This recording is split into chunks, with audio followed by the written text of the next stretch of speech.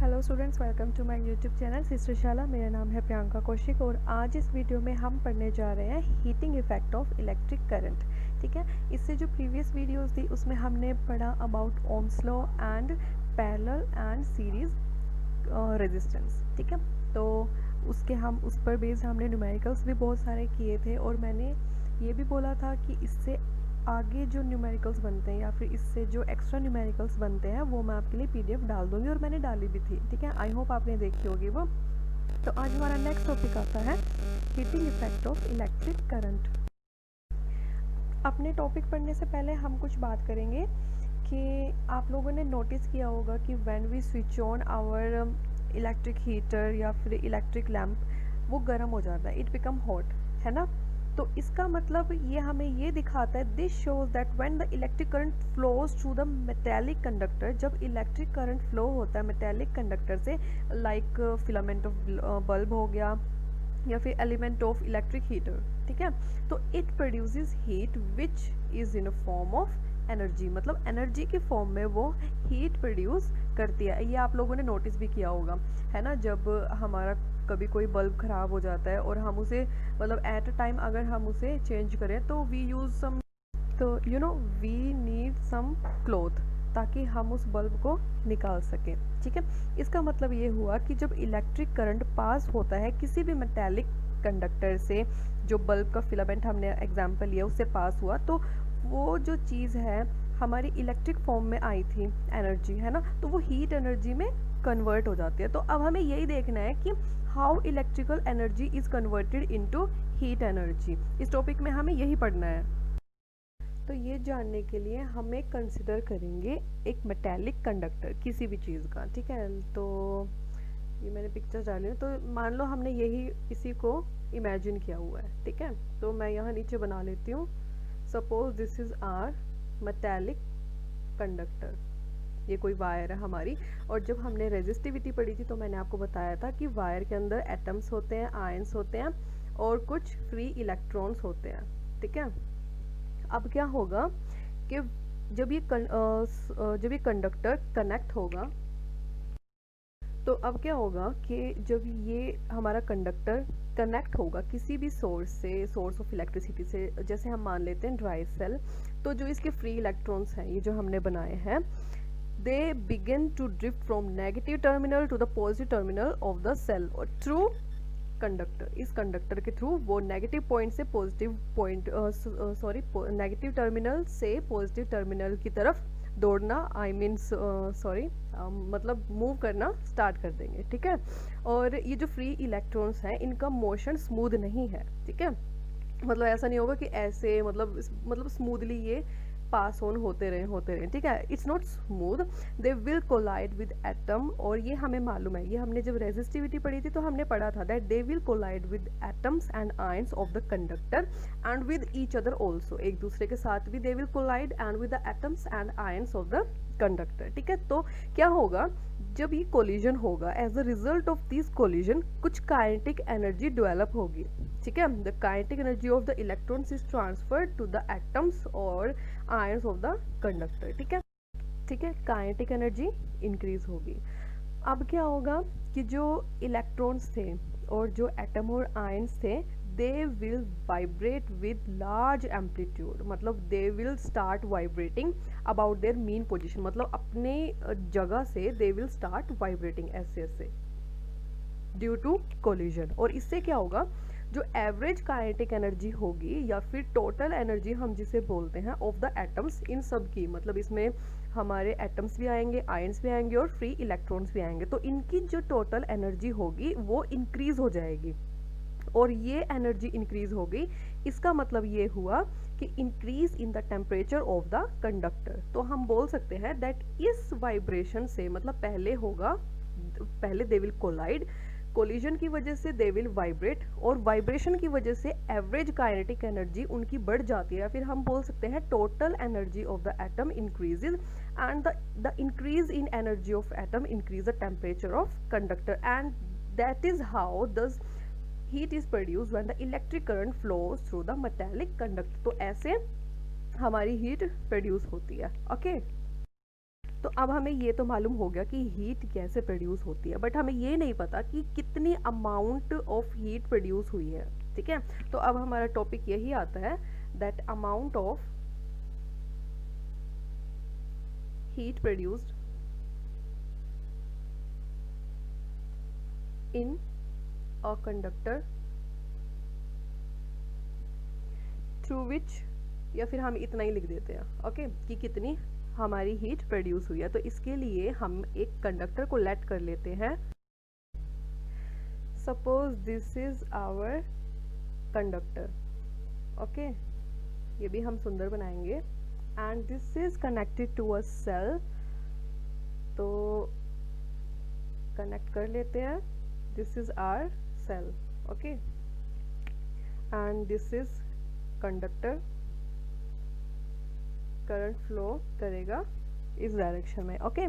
और हम potential difference तो पढ़ के आ ही चुके हैं।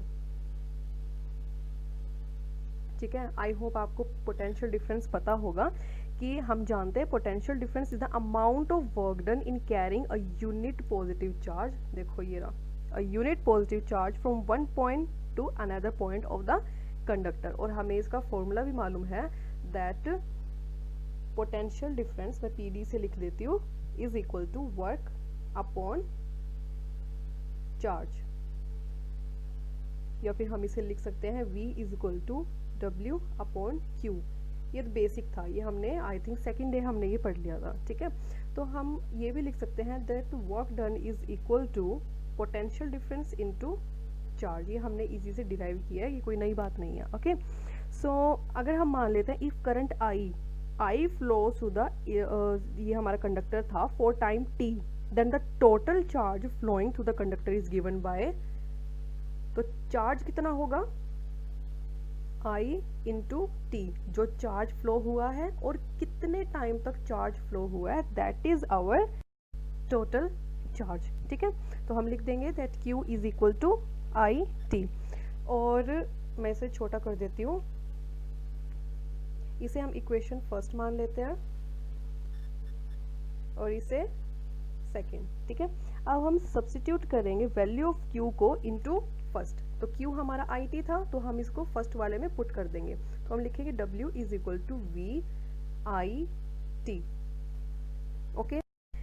और दिस वर्क डन, जो भी हमने वर्क डन किया है, this is equal to the heat produce in conductor. मतलब जितना हम वर्क डन करेंगे इस कंडक्टर के ऊपर उतनी ही हीट जनरेट होगी। तो हम इसे लिख सकते हैं that H is equal to V I T okay. I hope आपको ये समझ आ गया। And this heat is in joules okay. So this is our formula, ये हमारा फॉर्मूला निकल कर आ चुका है। मैं इसे और शॉर्ट कर देती हूँ ताकि सब कुछ विजिबल रहे। ठीक है, ये तो हीट का फॉर्मूला हुआ in terms of V I and T। अब हम देखेंगे other expression for the amount of heat produce. ठीक है, अब हम दूसरा एक्सप्रेशन देख लेते हैं। हमें पता है V is equal to I R। ठीक है, अब हम इस वैल्यू को पुट कर देंगे इनटू दिस वैल्यू ओके। तो हमारा आएगा I is equal to, V की वैल्यू थी IT, तो ये आएगा I स्क्वायर RT। तो ये भी हमारी एक वैल्यू आ गई है। ठीक है, तो हम इसे नाम दे देते हैं थर्ड ओके। और हमें ये भी पता है that I is equal to V upon R। ये जो चीज़ें ये नई नहीं है, ये हम पहले ही पढ़ के आ चुके हैं। ठीक है, अगर आपको याद हो तो ये हम पहले ही पढ़कर आ चुके हैं। बस हम क्या कर रहे हैं, हम नए नए फॉर्मूले डिराइव कर रहे हैं ओके। तो इसमें कोई इतनी बड़ी बात नहीं है। तो आई हमें पता है that is it is equal to V upon R, और इस वैल्यू को भी हम इस वैल्यू में पुट कर देंगे। और फिर हमारा आएगा H is equal to V square upon R T।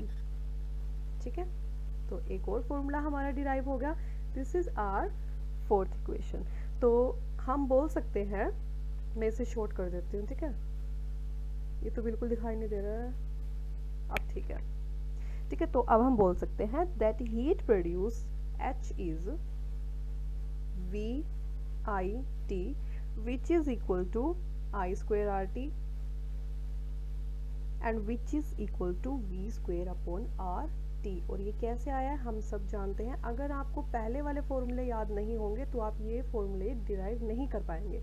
तो आप अगर आपको याद नहीं है तो पहले आप पहले वाले फॉर्मूले याद करो, क्योंकि उन्हीं से ही ये नए फॉर्मूले डिराइव हो रहे हैं, ठीक है। तो आई होप आपको समझ आ गया होगा।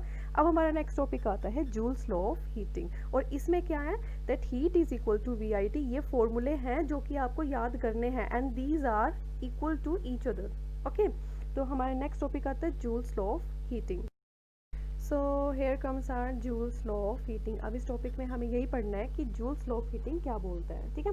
तो मैं आपको बता दूं कि जूल्स लॉ ऑफ हीटिंग कहता है कि the amount of heat produce in conductor, मतलब कंडक्टर में जो अमाउंट ऑफ हीट प्रोड्यूस होती है that is equal to that is directly proportion to the square of electric current flowing through it. Means H is directly proportion to square of electric current जो कि conductor में flow हो रहा है, ठीक है। अभी तो हमने देखा था that I is equal to ये रहा H is equal to I square R T. These are directly proportion to each other और H डायरेक्टली प्रोपोर्शन है I के स्क्वायर के। ये बात आप याद रखना, ठीक है। And second is it is directly proportion to the resistance of conductor. H directly proportion to the R। हमने ये भी पढ़ा था, कहाँ गया, ये रहा, H डायरेक्टली प्रोपोर्शन था R के, ओके। एंड थर्ड ये बोलता है that it is directly proportional to the time for which the electric current flows through the conductor, मतलब टाइम के। और ये वो टाइम है जिसमें हमारा करंट फ्लो कर रहा है। तो हम बोल सकते हैं H is directly proportion to the T, ठीक है। अब हम इसकी नेमिंग करते थे, this is our first, this is our second and this is our third, okay. तो जब हम फर्स्ट सेकंड थर्ड को कंबाइन करते हैं तो आता है H डायरेक्टली प्रोपोर्शन है I के स्क्वायर के भी, R के भी और T के भी, ठीक है। Now this is a sign of directly proportion. इसको हटाने के लिए हम एक कांस्टेंट लगा देंगे K, where K is constant of proportionality, ठीक है। and if sorry क्या हो गया, ठीक है। and if K is equal to 1, अगर K 1 के इक्वल है, पहले मैं इसे लिख देती हूँ, ठीक है। अभी इसको भूल जाओ। तो हमने साइन लगाया था कांस्टेंट का K I square R T, ठीक है। This is our constant of proportionality and if K is equal to 1 तो हमारा H इक्वल होगा I square R T joule के, ओके। मैं इसे छोटा कर देती हूँ अब ताकि आपको इजीली विजिबल हो जाए, ठीक है। तो इसे ही हम बोलते हैं Joule's law of heating. This is known as Joule's law of heating, ठीक है।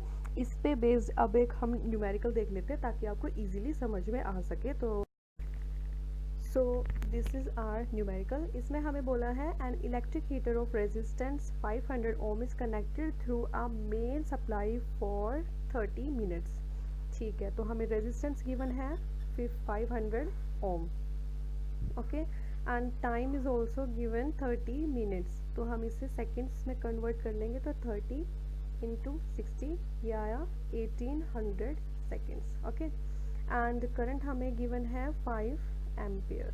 तो हमें निकालना है कैलकुलेट द हीट प्रोड्यूस, ठीक है। तो बहुत सिंपल है ये, शॉर्ट कर देते, ठीक है। अब हीट का फॉर्मूला हमें पता है that heat is equal to I square R T, ठीक है। तो हमारे पास सब कुछ चीज़ अवेलेबल है। तो हीट हमारी निकल जाएगी, आई कितना था 5 का स्क्वायर और R था 500 एंड T हमारे पास था 1800, ठीक है। तो 5 अब हीट निकालेंगे तो ये तो आ जाएगा 5 का क्यूब 12500 एंड 1800। तो ये हमारा आंसर आएगा 2250000 जूल, ठीक है। मैं जीरोस देख लेती हूँ एक बार, 1 2 4 तो यही आएंगे, 8 5 40 पर ये आनी चाहिए 5, ठीक है। तो ये हमारा आंसर आएगा। हम इसे ये भी लिख सकते हैं 2.25 into 10 raised to power 7 joule. This is our answer, this is heat. ठीक है, तो ऐसे हमारे फॉर्मूले आएंगे और हमें ऐसे ही पुट करने होंगे. ठीक है, वैल्यू में. So the heat produce is इतना.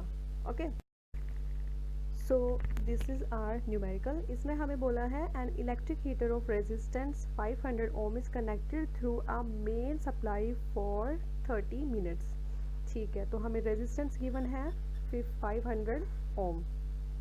Okay, and time is also given 30 minutes. तो हम इसे सेकेंड्स में कन्वर्ट कर लेंगे, तो 30 इंटू 60 ये आया 1800 सेकेंड्स. ओके, एंड करंट हमें गिवन है 5 एम्पियर.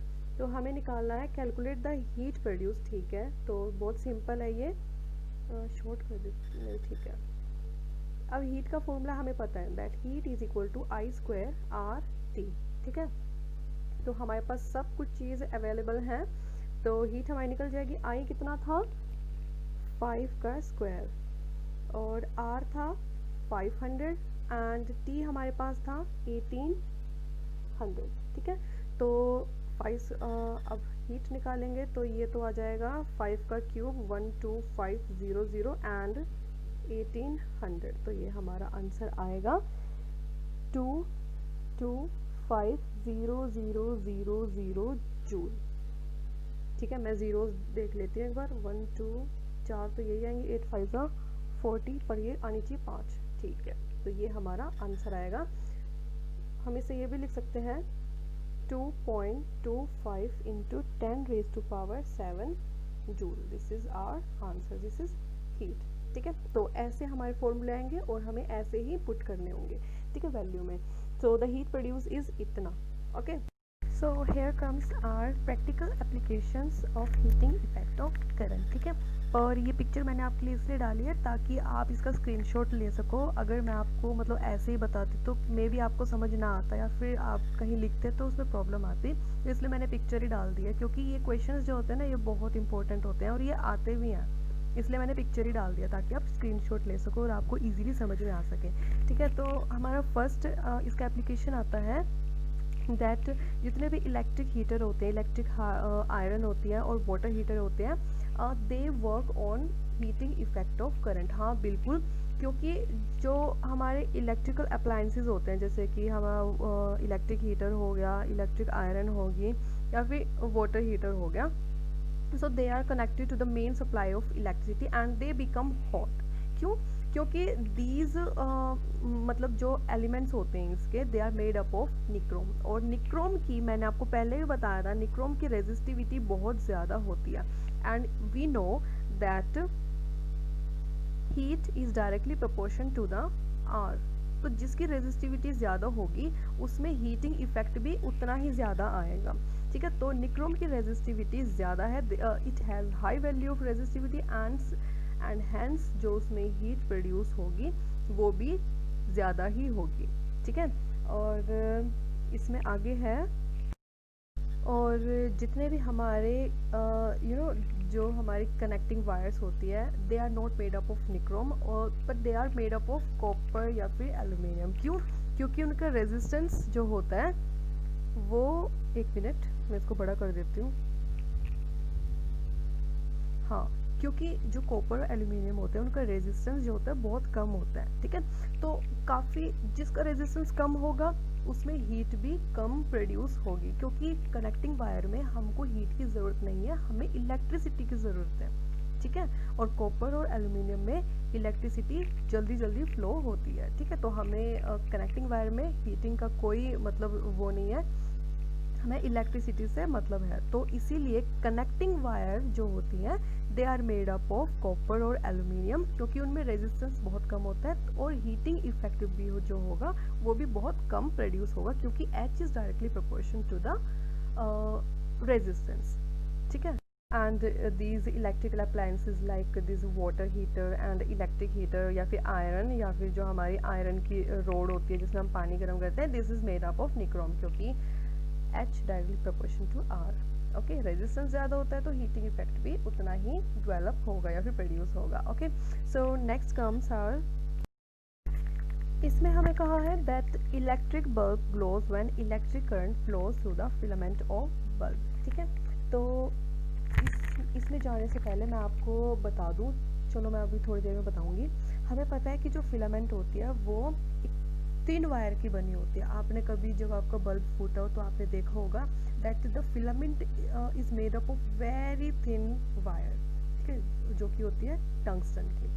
और ये तो आप चीज़ें मतलब 6th-7th में पढ़ के आए हुए हैं, ठीक है, यहाँ पे आपको रिवाइज हो जाएगा।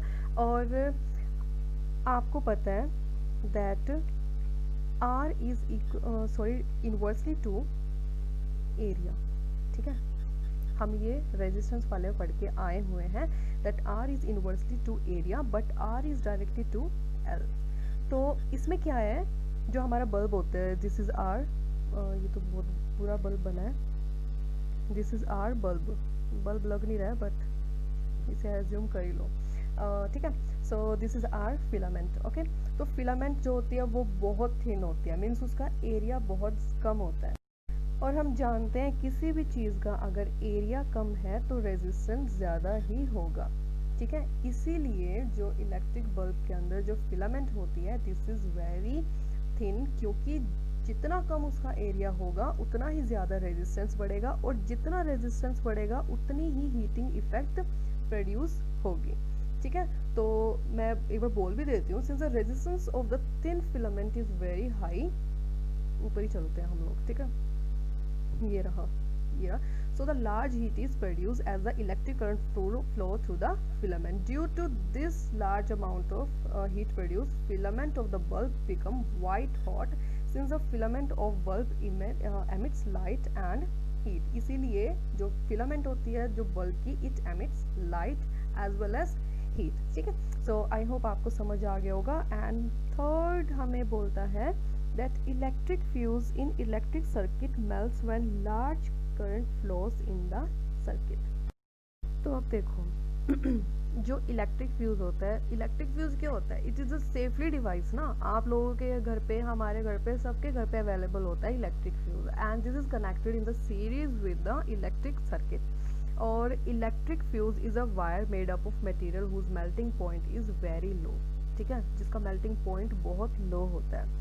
सो एग्जाम्पल, जैसे एग्जाम्पल हो गया कॉपर या फिर टीन लेड एलॉय। ठीक है, और देखो जब लार्ज अमाउंट, जब करंट फ्लो होगा, मतलब बहुत ज़्यादा लार्ज अमाउंट में इस सर्किट में, तो क्या होगा, जब करंट फ्लो होगा तो मतलब हीट भी उतनी ही प्रोड्यूस होगी। तो कहने का मतलब ये है कि जितनी ज़्यादा करंट हमारा फ्लो करेगा सर्किट में से उतनी ही हीट प्रोड्यूस होगी।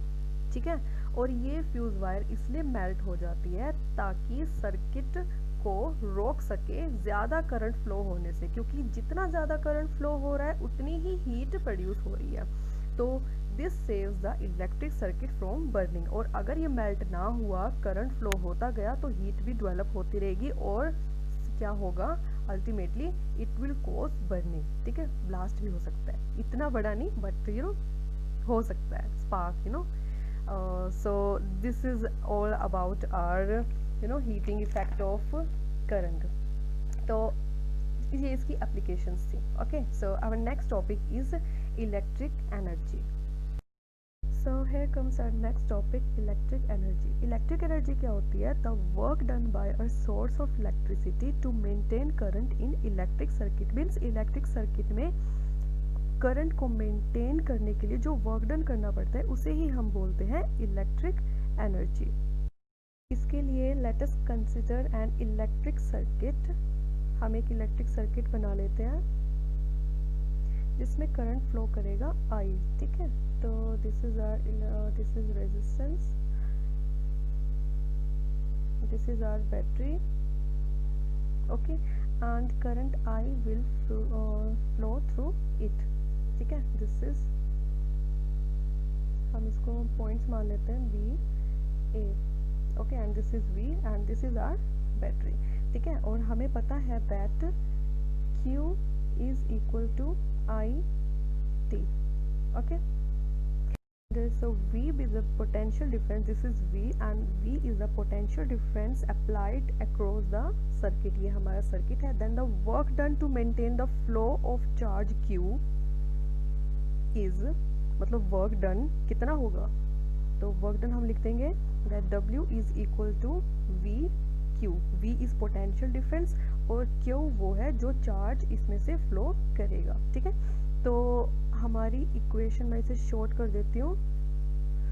हाँ, this is our equation first and this is equation second. ठीक है, तो हम इक्वेशन फर्स्ट को इक्वेशन 2 में जब पुट करेंगे तो हमारा आएगा W is equal to V I T.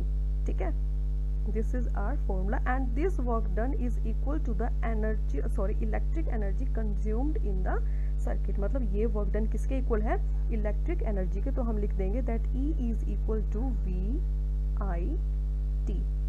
ठीक है, तो हमारी आ गई ये भी इक्वेशन. ये वही एनर्जी इलेक्ट्रिक एनर्जी है जो कि हमने वर्क डन किया था to maintain current in electric circuit, तो उसको हमने ऐसे, तो ये इसका एक फॉर्मूला है. Okay, so our next topic is electric power.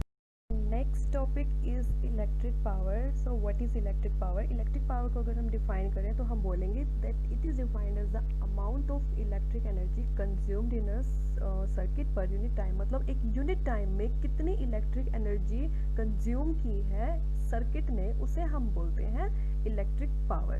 Okay, तो अब हम मान लेंगे कि W जो है it is the amount of electric energy consumed in circuit. ठीक है, इतनी इलेक्ट्रिक एनर्जी सर्किट ने कंज्यूम किया है इन T सेकेंड्स. ठीक है, तो power will be given by W upon T, क्योंकि पावर क्या होती है, इलेक्ट्रिक पावर क्या होती है, amount of electric energy consumed in circuit per unit time. So this is our formula और हम इसे ऐसे लिखेंगे. ओके, तो हम जानते हैं that W is equal to कितना था, सॉरी W क्या था, इलेक्ट्रिक एनर्जी, और हमने अभी पीछे पढ़ा है that W is equal to V I T. ठीक है, तो अब मैं इसे शॉर्ट कर देती हूँ ताकि इजीली आपको विजिबल हो. तो W की हमने एक अलग फॉर्मूला निकाल लिया, तो हम लिख सकते हैं that P is equal to V I T upon T. This T से T cancel, then P is equal to V I. ठीक है, सो अब हमारा आता है other forms of electric power, कि इलेक्ट्रिक पावर को हम अलग फॉर्म में, अदर फॉर्म में और कैसे लिख सकते हैं. ठीक है, तो आई होप आपको ओम्स लॉ याद होगा कि अकॉर्डिंग टू ओम्स लॉ क्या कहता है that V is equal to I R, है ना. आई होप आप सबको याद होगा. और हमको ये भी पता है, हमने अभी अभी पढ़ा है that P is equal to V I, है ना. तो हम इसको लिख सकते हैं कि P is equal to I square R. Okay, ये हमने इन्हीं दो फॉर्मूले से डिराइव किया. ओके, V की वैल्यू हमने यहाँ पर डाल दी है और I हम जानते हैं that I is equal to V upon R, तो P हमारा आ जाएगा V स्क्वायर R. ठीक है, तो हम बोल सकते हैं that P is equal to V I is equal to I square R is equal to V square upon R. तो ये है पावर की अलग अलग फॉर्म्स. ठीक है, अब हम देख लेते हैं यूनिट ऑफ पावर. पावर की यूनिट क्या होती है, तो ऐसा यूनिट ऑफ पावर होती है वाट. ठीक है, जिसे हम बोलते हैं ना कि मैं तुम्हारी वाट लगा दूंगा, वाट लगा दूंगी, यही वाला. ठीक है, तो ये वो वाला वाट नहीं है, पर ये प्रोनाउंस ऐसे ही होता है. ठीक है, और हमको पता है कि P is equal to V I, तो हम बोल सकते हैं that 1 watt is equal to 1 volt, क्योंकि पोटेंशियल डिफरेंस की SI यूनिट क्या थी, वोल्ट, VOLT. ठीक है, इनटू 1 एम्पियर, और एम्पियर किसकी थी, करंट की. ओके, तो 1 watt is equal to 1 VA. ठीक है, इसका मतलब ये हुआ कि इलेक्ट्रिक पावर को हम 1 वाट जब कहेंगे जब 1 एम्पियर करंट फ्लो होगा थ्रू सर्किट और जिसका पोटेंशियल डिफरेंस होगा 1 वोल्ट. ओके, मैं दोबारा से रिपीट कर देती हूँ कि an electric power is said to be 1 watt if 1 ampere current flows through the circuit having potential difference 1 volt। ठीक है, अब हम देख लेते हैं बिगर यूनिट्स ऑफ पावर। मतलब अगर आपके न्यूमेरिकल में किलोवाट आ जाए, मेगावाट आ जाए, गीगावाट, तो आप उसको कैसे लिखोगे। ठीक है, तो 1 किलोवाट होता है 10⁻³ वाट। ठीक है, 1 मेगावाट होता है 10⁻6 वाट। ठीक है, और 1 गीगावाट होता है 10⁻9 वाट। ये बहुत इंपॉर्टेंट है, आप इसे याद कर लेना। ठीक है, this is kilowatt, this is mega, MEGA megawatt, and this is gigabyte, GIGA gigabyte. Okay, sorry gigawatt, मैं कंप्यूटर में पहुंच गई। ओके, सो ये तो हमने देख लिया। अब प्रैक्टिकल यूनिट ऑफ पावर की, प्रैक्टिकल यूनिट पावर की क्या होती है, दैट इज़ हॉर्स पावर। इसे हम HP भी लिखते हैं। ठीक है, और 1 HP इक्वल होता है 746 वाट के। ठीक है, आगे आगे न्यूमेरिकल्स में हमको ऐसे ही गिवन होगा, तो आप इसे याद रखना। ठीक है, अब हम देख लेते हैं relationship between electric energy and electric power. मैं यहाँ लिख देती हूँ,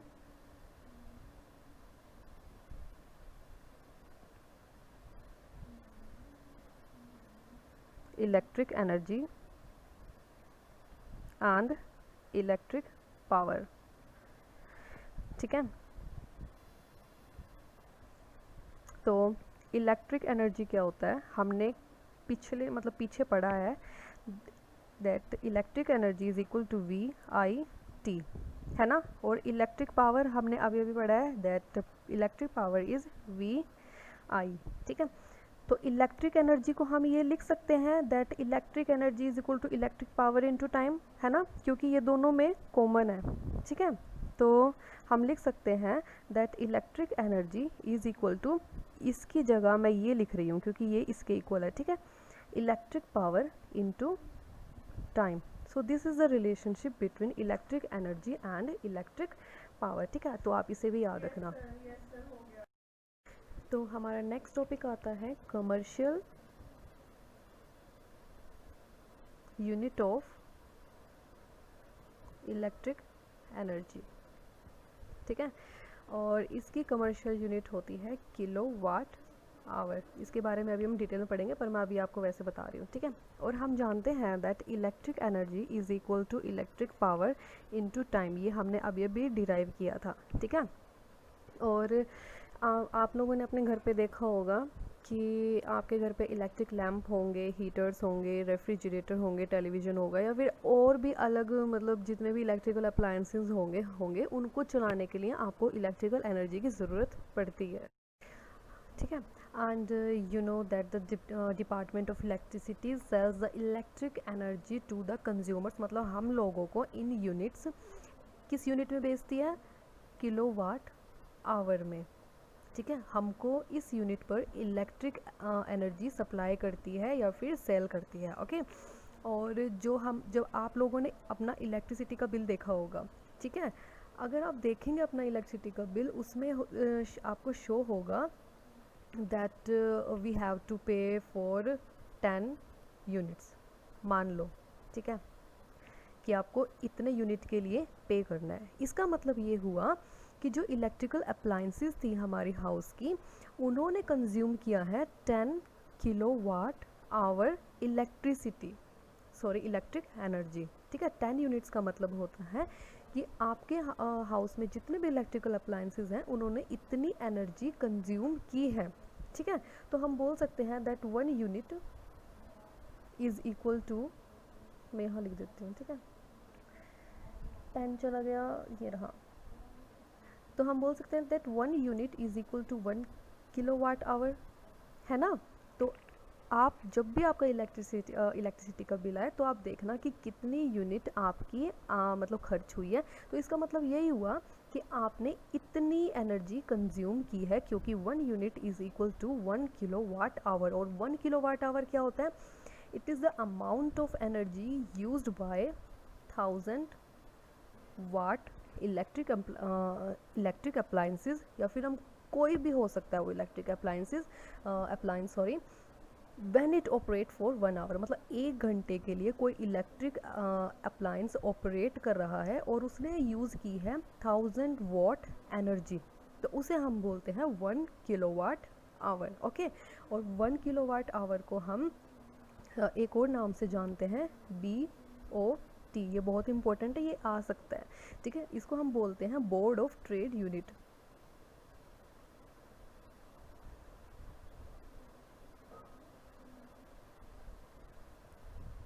ठीक है, तो आई होप आपको ये समझ आ गया होगा। अब हम देख लेते हैं relationship between kilowatt hour and joule. तो आप लोगों को पता है that 1 kilowatt hour is equal to 1000 watt hour, ठीक है, दिस, ओके। और 1 watt is equal to 1 joule per second, ये हमको पता है, ये हम पहले भी पढ़कर आ चुके हैं, ठीक है। And 1 hour is equal to 60 into 60, ये हो गए 3600 सेकेंड, ओके। तो हम लिख सकते हैं that 1 kilowatt hour is equal to 1000 joule per second into 3600 3600 seconds, ठीक है। तो ये कितना आया, 36 और ये 2 5 1 2 3 4 5 ज़ीरोज़ जूल, ओके, क्योंकि ये सेकेंड से ये सेकेंड कैंसिल आउट हो गया, ठीक है। तो हम इसे ये भी लिख सकते हैं दैट 3.6 इंटू 10⁻⁶ जूल, ठीक है। इसका मतलब ये हुआ that 1 kilowatt hour is equal to 3.6 into 10⁻⁶ joule, okay. तो आप इसे भी याद रखना, दिस इज़ वेरी इंपॉर्टेंट। और अब हम देख लेते हैं how to calculate our electricity bill. तो अब हम देख लेते हैं how to calculate our electricity bill. ऊपर क्यों नहीं जा रहा है ये, ठीक है।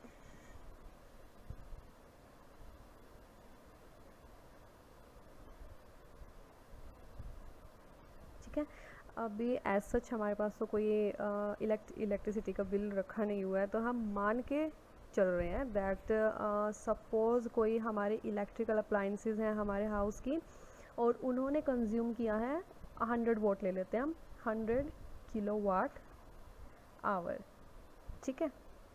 और ये है 1 मंथ का, मतलब ये जो बिल है this is for of 1 month, okay. और कॉस्ट हम मान लेते हैं कि 1 यूनिट की है 50 पैसे, ओके। तो अब हम इसे कैसे करेंगे कैलकुलेट कि टोटल बिल आ जाएगा, कितना हमने यूज़ किया है, कितना यूज़ किया 100 किलोवाट आवर, और उसका बिल कितना था 50 पैसे इंटू 50, ठीक है। अब मैं यहाँ पे मतलब रुपीज़ बनाने के लिए, ठीक है, तो ये आ गया 50 रुपीज़। तो हमारा 50 रुपीज़ बिल आया है जब हमने 100 किलोवाट आवर की इलेक्ट्रिसिटी कंज्यूम की थी 1 मंथ के लिए, और उसका प्राइस था 1 यूनिट का 50 पैसे। तो हमारा बिल आया है 50 rupees. Here 1 kilowatt hour is 1 unit, okay. So I hope आपको समझ आ गया होगा। तो our chapter is completely over now. अब हम देखेंगे इसके न्यूमेरिकल्स, ठीक है। हमने जितना भी थ्योरी का पोर्शन था वो हमने सारा कवर कर लिया, एंड आई डोंट थिंक कि इसके बाहर कोई आ सकता है कोई क्वेश्चन। और इस चैप्टर के न्यूमेरिकल्स हैं ही थोड़े थोड़े हार्ड नहीं बोलूँगी मैं, बट ये बोलूँगी कि आप लोगों के पास फर्स्ट टाइम आया है और इसमें इतने सारे फॉर्मूलाज हैं, तो मतलब थोड़ा सा डिफ़िकल्ट मैं बोलूँगी, बट पर इतना भी नहीं है, ठीक है। तो 1-2 बार आप देखेंगे तो आपको ईज़िली मतलब सब कुछ समझ आ जाएगा। कुछ बच्चे होते हैं जो मतलब थ्योरी तो रट लेते हैं, बट उनसे न्यूमेरिकल्स नहीं होते हैं, वो सोचते हैं कि न्यूमेरिकल तो आएंगे ही नहीं, बट न्यूमेरिकल तो आएगा ही आएगा इसमें से। So this is our first question. इसमें हमें बोला है an electric fuse of rating इतना इतना is connected in an circuit, ठीक है। And in this circuit an electric iron of power this is 1 kilowatt, okay. Is connected which operate इतना, okay what will happen explain why, ठीक है। तो means ये हमारी उस एप्लीकेशन पे बेस है जो मैंने आपको अभी पीछे कराई थी, ठीक है। तो इसमें हमें क्या बोला गया है, हमें करंट निकालना है सबसे पहले, ओके। तो ये हम जानते हैं that P is equal to V I, current हमें निकालना है तो हम I को इस साइड लेंगे, I is equal to P upon V। P हमें कितना गिवन है 1 किलोवाट आवर, तो हम इसे 1000 वाट लिख देंगे, एंड V इज़ 220, ओके। तो ये आएगा समहाउ 4.55 एम्पियर, ओके। ये हमारा करंट है। तो करंट हमारा आ गया 4.55 एम्पियर, ओके। पर जो इलेक्ट्रिक करंट फ्लो हो रहा है सर्किट में, it is more then the maximum current, क्योंकि मैक्सिमम करंट हमारा कितना था 3 एम्पियर, पर हमारा करंट कितना है 4.55 एम्पियर, ओके। तो इसका मतलब जो ये due to the large flow of current, मतलब this ampere, the fuse will melt, ये फ्यूज़ मेल्ट हो जाएगा, ठीक है। क्योंकि मैक्सिमम करंट इसकी कितना था 3 एम्पियर, बट फ्लो हो रहा है 4.55, मीन्स अप्रोक्स 5 एम्पियर ही ले लो, ठीक है। तो आप लिखेंगे hence the means the fuse will melt and hence the circuit break and the iron, electric iron will not work, ठीक है। आप इसमें ये सब लिखेंगे। आई होप आपको समझ आ गया होगा। अब हम चलते हैं नेक्स्ट क्वेश्चन की ओर। So this is the next question. इसमें हमें बोला है इलेक्ट्रिशियन पुट फ्यूज़ ऑफ इतना एंड डोमेस्टिक ये विच, ठीक है, पावर इतनी है, पोटेंशियल डिफरेंस इतना है, ओके। सो ये भी पिछले वाले की तरह ही है। इसमें हमें क्या पूछा है कि what change if any needs to be made, ठीक है। तो सबसे पहले हम करंट निकाल देंगे, I is equal to P upon V। P की हमें कितना गिवन था 1.5 किलोवाट, ठीक है। तो ये आ जाएगा 15 into watt, okay. And potential difference is 220, this 0 से this 0 cancel, and our answer will be 6.8 something, तो हम इतना ही लेके चलते हैं, ओके। 82 आएगा, ओके। पर जो करंट फ्लो हो रहा था इन सर्किट दिस, ठीक है, this is more than the rating of fuse, मतलब फ्यूज़ की रेटिंग कितनी थी 5 ampere, but the current is more, therefore the fuse will melt and the electric heater will not work, ठीक है। तो हम बोलेंगे to operate the heater, हम मान लेंगे कि fuse of rating 10 ampere is to be put into the circuit, ताकि हमारा सर्किट अच्छे से वर्क करे या फिर इलेक्ट्रिक हीटर अच्छे से वर्क करे, क्योंकि 10 ampere is more than this 6.82 ampere, okay. So ये पिछले वाले की तरह ही था। ये बहुत इंपॉर्टेंट है, ये आपके एग्ज़ाम्स में आ सकता है, आपके होम एग्ज़ाम्स में, तो आप इसे याद रखना, ओके। तो अब हम चलते हैं हमारे नेक्स्ट क्वेश्चन की ओर। So this is our next question, और this is very interesting question. इसमें हमें बोला है the electric power consumed by a device may be calculated by using either of the two expression, ठीक है। हमें पता है that P is equal to I square R, हम पीछे पढ़ के आए हैं, ठीक है।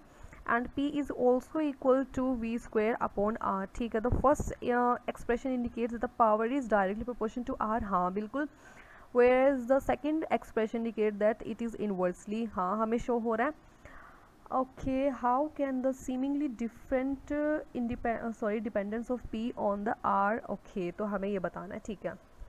तो मैं आपको बता दूं कि ये जो हमारी एक्सप्रेशन है P is equal to I square R, it is use when the current flowing in the circuit is constant, means हम इसे जब यूज़ करेंगे इस फॉर्मूला को when our I is constant, okay. And this is the case of series combination, you all know, ये हम पीछे पढ़ के आ चुके हैं दैट सीरीज़ कॉम्बिनेशन में क्या होता है, करंट हमारा कांस्टेंट रहता है, या फिर हम बोल सकते हैं कि करंट हमारा सेम रहता है। तो this formula we will use in this case. And the second one is P is equal to V square R, ये हम जब यूज़ करेंगे when the potential difference is constant, means V is constant, और हमें पता है V constant जब रहता है जब हमारा केस होता है पैरेलल कॉम्बिनेशन का, ठीक है। तो इस क्वेश्चन में मतलब काफ़ी इंटरेस्टिंग था, मतलब आपके टीचर भी पूछ सकते हैं आपसे, या फिर आप भी पूछ सकते हो उनसे कि P इसके डायरेक्टली है, इसके इन्वर्सली है, ठीक है, और मतलब ऐसे कैसे, ये डायरेक्टली भी है, ये इन्वर्सली भी है। तो हम ये बोलेंगे that this expression will be used in series combination and this will be used in parallel combination when this, इसमें क्या होगा, आई कॉन्स्टेंट होगा, इसमें क्या होगा, वी कॉन्स्टेंट होगा। एंड मैं एक बात बता दूं, इन सीरीज कॉम्बिनेशन, सीरीज की बात कर रही हूँ मैं, R is greater than the value of R in parallel, means R S ज़्यादा होगा आर पी के। ओके सो अच्छा था ये क्वेश्चन, काफ़ी अच्छा था, तो आप इसे याद रखना, ठीक है। अब हम देख लेते हैं हमारा नेक्स्ट क्वेश्चन। तो अब हमने थ्योरी पोर्शन तो पूरा देख लिया, पूरा हमारा कवर हो गया। अब हम इस चैप्टर के, मतलब इस टॉपिक के जितने भी इंपॉर्टेंट क्वेश्चंस बनते हैं वो अब हम देख लेते हैं, ठीक है। तो स्टार्ट करते हैं फर्स्ट क्वेश्चन से। तो हमारा फर्स्ट क्वेश्चन बोल रहा है कि calculate the amount of heat produce in an electric heater of resistance हमें गिवन है, करंट हमें गिवन है एंड टाइम हमें गिवन है। हमसे पूछा है अमाउंट ऑफ हीट। तो हीट का फॉर्मूला हम जानते हैं, that heat is equal to I square R T. आज मैंने अपने पेन की पिन थोड़ी कम की हुई है, ठीक है, तो आई होप दिख ही रहा होगा आप लोगों को।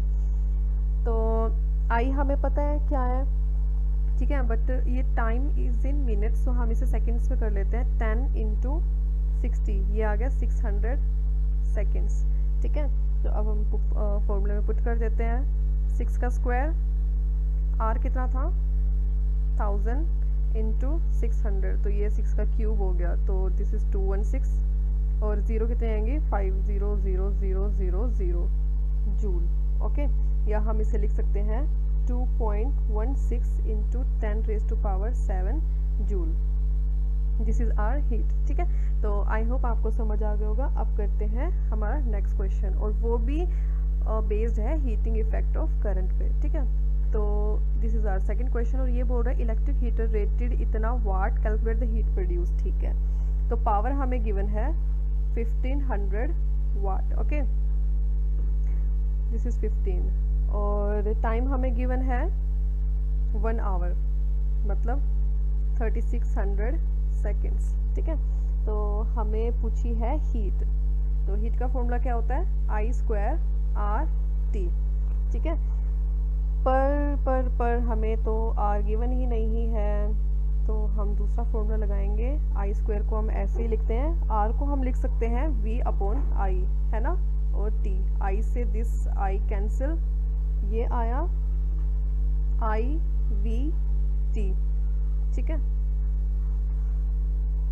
तो आई वी होता है पी, ये हम पीछे पढ़कर आए हैं, एंड दिस इज टी। तो पी हमें गिवन है, पी कितना है 1500, और टाइम कितना था 3600, ओके, दिस इज हीट। तो 15 इंटू 36 ये आएगा 5.4 इंटू 10⁻⁶ जूल।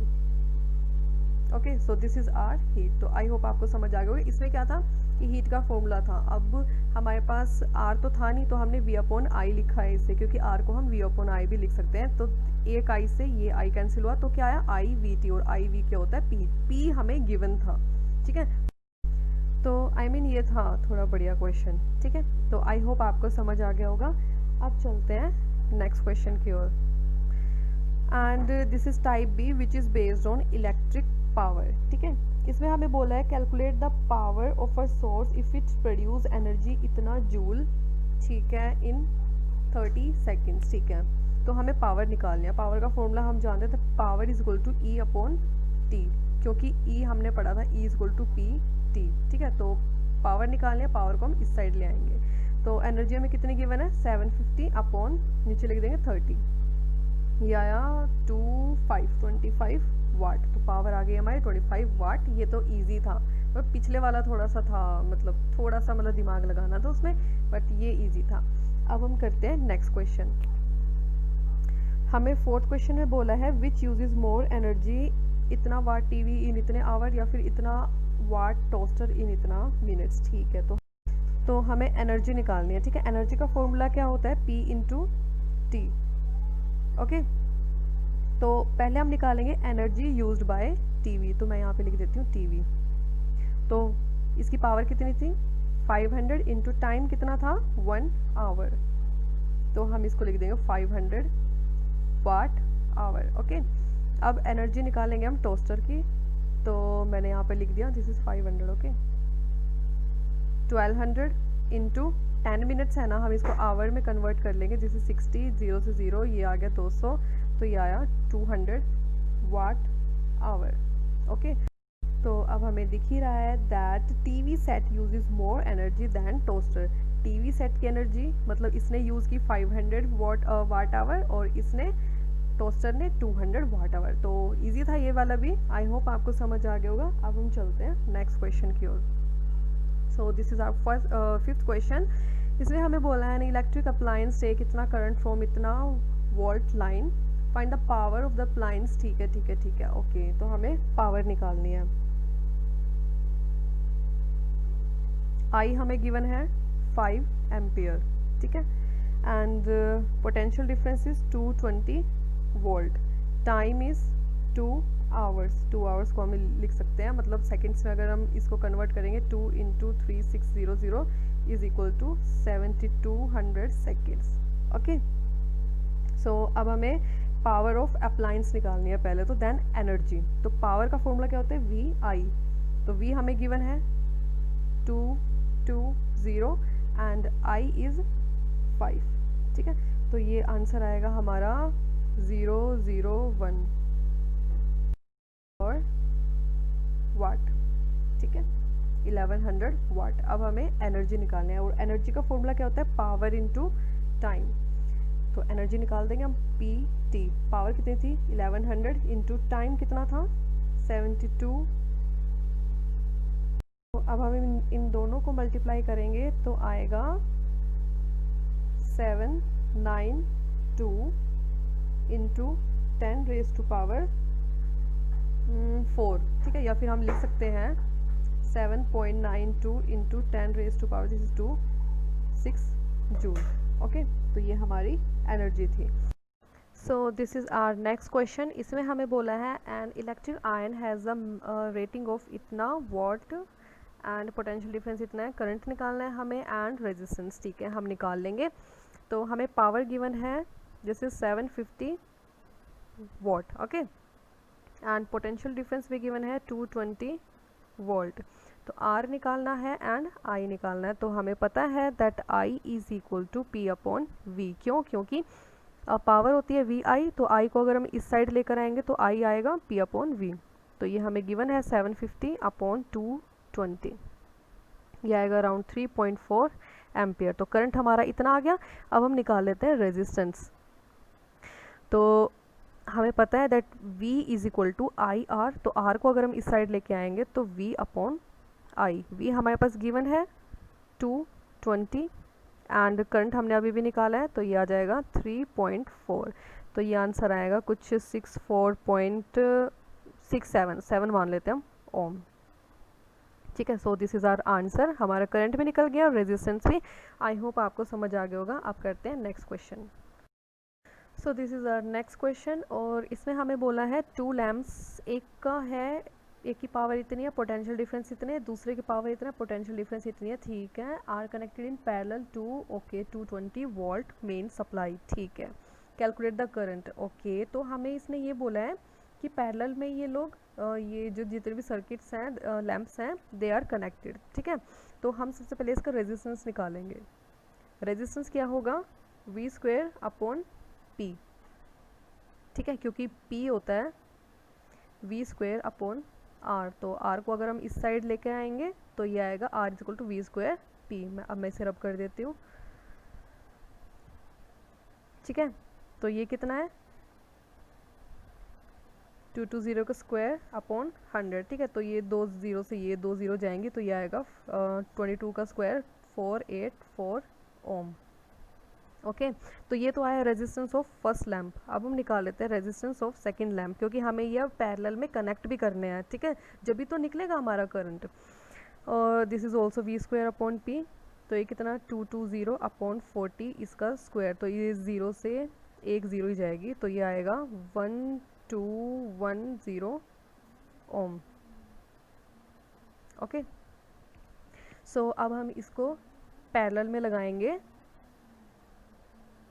तो 1 upon R is equal to 1 upon R1 plus 1 upon R2 2। Okay, तो ये कितना आएगा 1/484 प्लस 1/1210। ओके, तो हमारा रेजिस्टेंस आएगा, मतलब इतनी कैलकुलेशन तो आई होप आपको आती होगी, मैं सिर्फ डायरेक्ट आंसर लिख रही हूँ, हम ज़्यादा टाइम वेस्ट नहीं करेंगे। Okay, 345.7 ohm. So this is our resistance. हमें क्या निकालना था? करंट निकालना था, और V हमारे पास गिवन था 220, तो हम निकाल लेंगे करंट। करंट का फॉर्मूला हमें पता है, that I is equal to V upon R। V कितना है? 220 अपॉन दिस इज 345 में से 7 ले लेती हूँ, 1 0 ऊपर पहुँचा देती हूँ मैं, ठीक है। सो दिस इज़ ये आएगा कुछ 0.64 एम्पियर। तो करंट हमारा आ गया ये, ठीक है। तो इजी था, बस थोड़ा सा सोचने की ज़रूरत थी कि ये इसको ऐसे दिया हुआ है, ठीक है। आई होप आपको समझ आ गया होगा। अब हम करते हैं next question. So this is our next question. इसमें हमें बोला है कि हमें दो सर्किट्स दिए हुए हैं। पहला 6 वोल्ट की बैटरी है इन सीरीज़ विद इतना इतना रेजिस्टर, ठीक है, एंड दूसरा है 4 वोल्ट की बैटरी विद पैरेलल इतना इतना। ओके, तो पावर को कंपेयर करना है used in 2 volt resistor in each case, ठीक है। तो सबसे पहले हम लिख देंगे कि पोटेंशियल डिफरेंस कितना गिवन है? 6 वोल्ट। ओके, R1 कितना है? 1 ओम, और R2 2 ओम, ठीक है। तो ये सीरीज़ में है, तो हम इसका नेट रेजिस्टेंस अगर निकालेंगे तो ये 3 ओम आएगा, ठीक है। अब हम इसका करंट अगर निकालेंगे तो करंट क्या होता है? V upon R। This is 6 upon 3, तो ये आएगा 2 एम्पियर। करंट हमारा है 2 एम्पियर। और इसकी अगर हम पावर निकालें, क्योंकि हमें पावर ही तो बोला है ना कंपेयर करने के लिए, तो पावर का फॉर्मूला क्या होता है? I² R। और मैंने आपको पीछे भी बताया था दैट अगर हमें सीरीज़ में दिया हो तो हम यूज़ करेंगे दिस फॉर्मूला, एंड अगर हमें पैरेलल में गिवन हो तो हम यूज़ करेंगे P is equal to V² upon R वाला फॉर्मूला, ठीक है। ये काफ़ी बच्चों को मतलब ये मालूम नहीं होता, तो आप इसे याद रखना, ठीक है। तो अब हम निकाल लेंगे करंट, पावर 2 का स्क्वायर इंटू रेजिस्टेंस भी 2 था, तो ये क्यूब हो जाएगा 8 वाट। पावर हमारी ये आ गई है। अब हम दूसरे केस की बात करते हैं। पावर कितनी थी? 4, पावर कह रही हूँ मैं, पोटेंशियल डिफरेंस कितना था हमारा?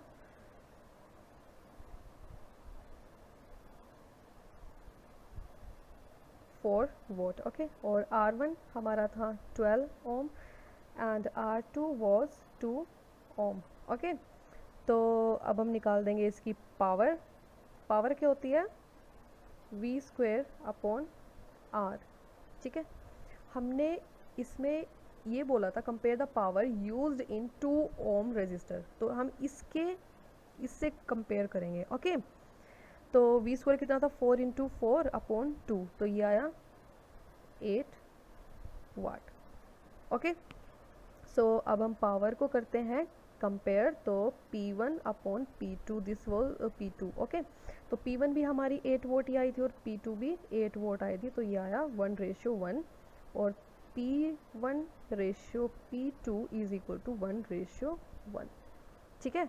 इसमें थोड़ा सा ये था कि compare the power use in 2 ohm resistor. अगर किसी बच्चे ने ध्यान से देखा होगा तो ये हो जाएगा सॉल्व, और अगर किसी ने ध्यान से नहीं देखा होगा तो वो ये जो पैरेलल दिए हुए थे 2 ओम और ये 12 ओम, इसको पहले पैरेलल में लगाएगा और फिर पूरा क्वेश्चन सोल्व करेगा। मतलब पूरा देखेंगे नहीं, बट अपना ही दिमाग लगाना है ना। तो ऐसे ही नहीं देखना है कि मतलब हमें ये बोला ठीक है ठीक है ठीक है, मतलब अपनी ओर से क्वेश्चन नहीं बनाना, पहले खुद पढ़ना है और फिर उसी को सोल्व करना है। अपनी ओर से क्वेश्चन नहीं बनाना और अपनी ओर से उसका सॉल्यूशन नहीं निकालना, ठीक है ना। तो अब हम देख लेते हैं next question. So this is our next question, और इसमें हमें बोला है 2 electric lamps are one rated इतना इतना, दूसरा इतना, these 2 lamps are connected in parallel to the main supply। Okay, तो हमें कैलकुलेट करना है current drawn from the line of supply voltage इतना, ठीक है।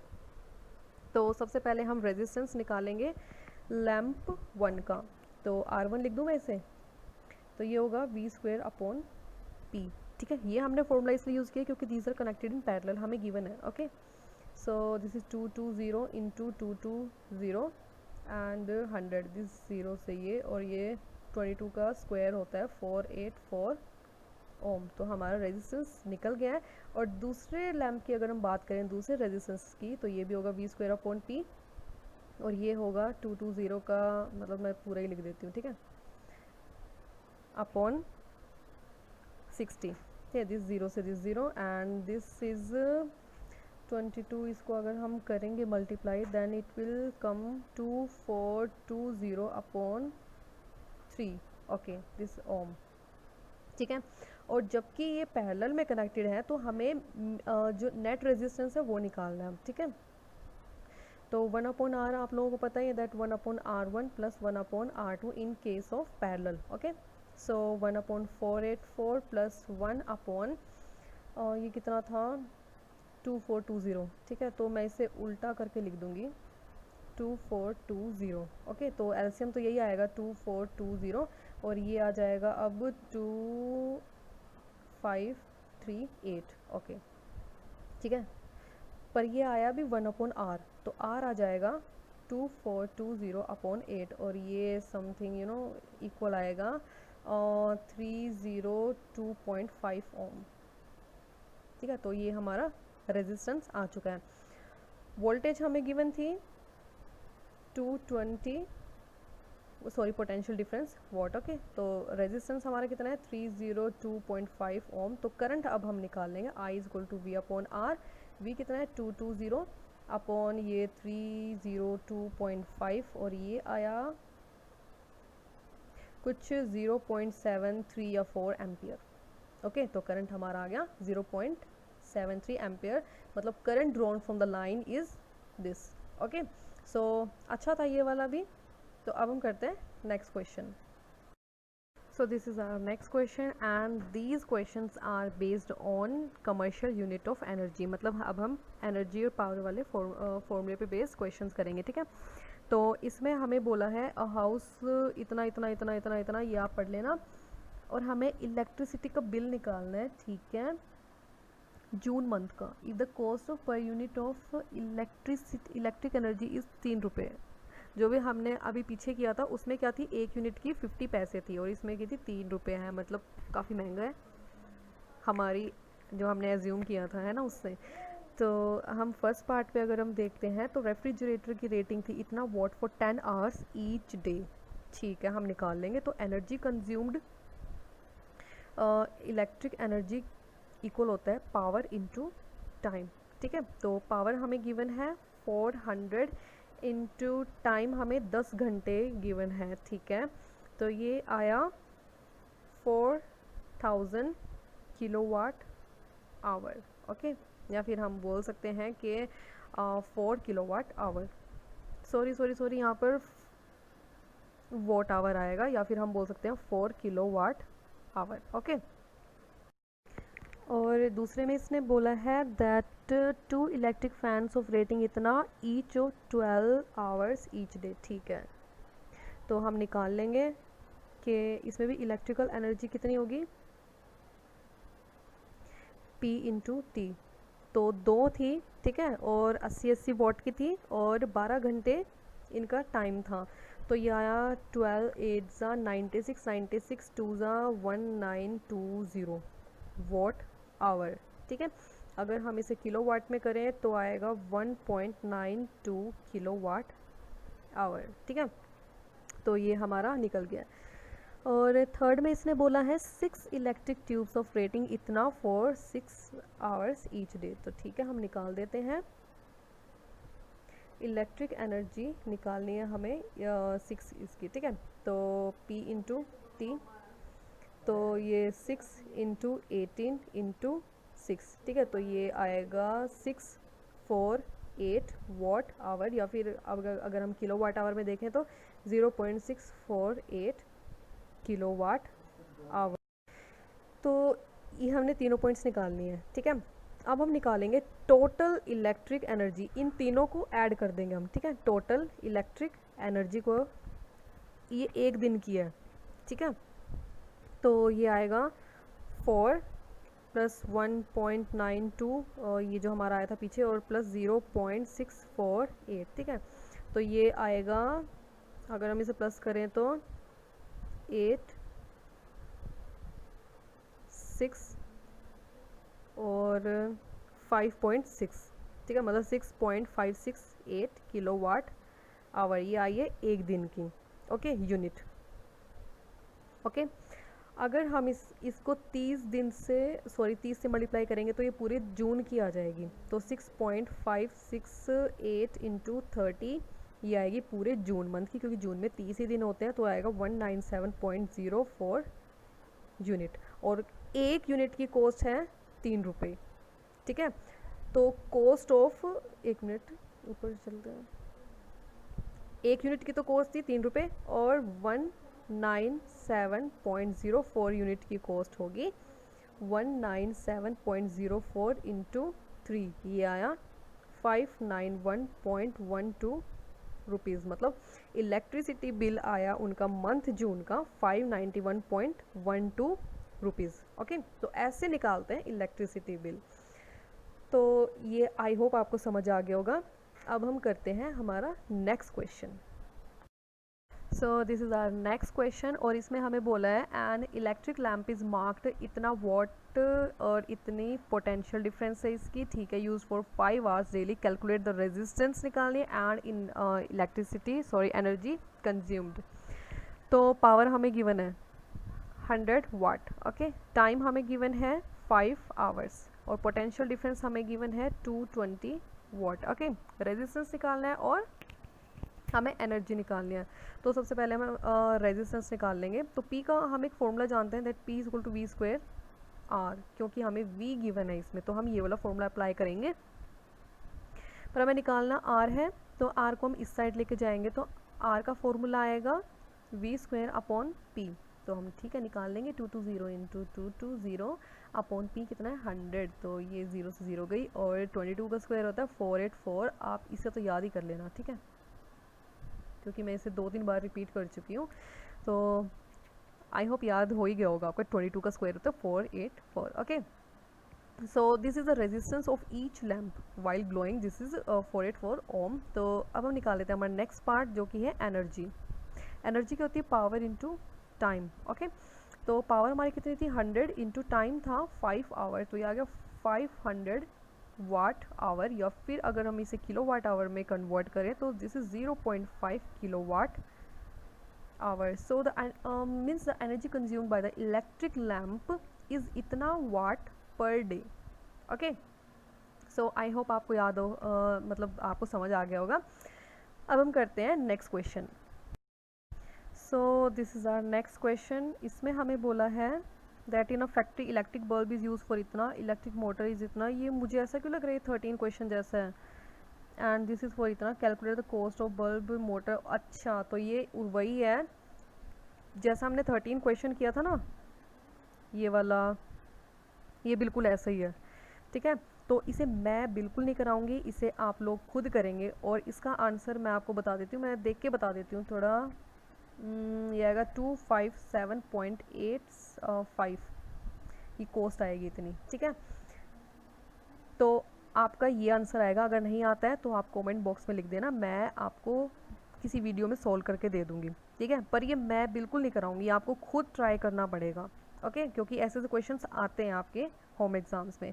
तो अब हमारे क्वेश्चन पूरे हो चुके हैं, और जितने भी क्वेश्चन अब बनते हैं मैं आपकी वो PDF डाल दूँगी, और उनके सॉल्यूशन भी, मीन्स सॉल्यूशन नहीं, उनके आंसर्स, ताकि आप मैच कर सको, और जो आपको ना निकले आंसर वो आप मुझे बता सको, okay. So thanks for watching, stay tune and Radhe Radhe. और वो सब मैं डाल दूँगी आपके लिए PDF, अगर मुझे इंपॉर्टेंट क्वेश्चंस मिले तो। वैसे तो मैं ढूंढती रहती हूँ आप लोगों के लिए, तो डोंट वरी, मैं डाल दूँगी, ठीक है। सो ठीक है, thanks for watching, Radhe Radhe.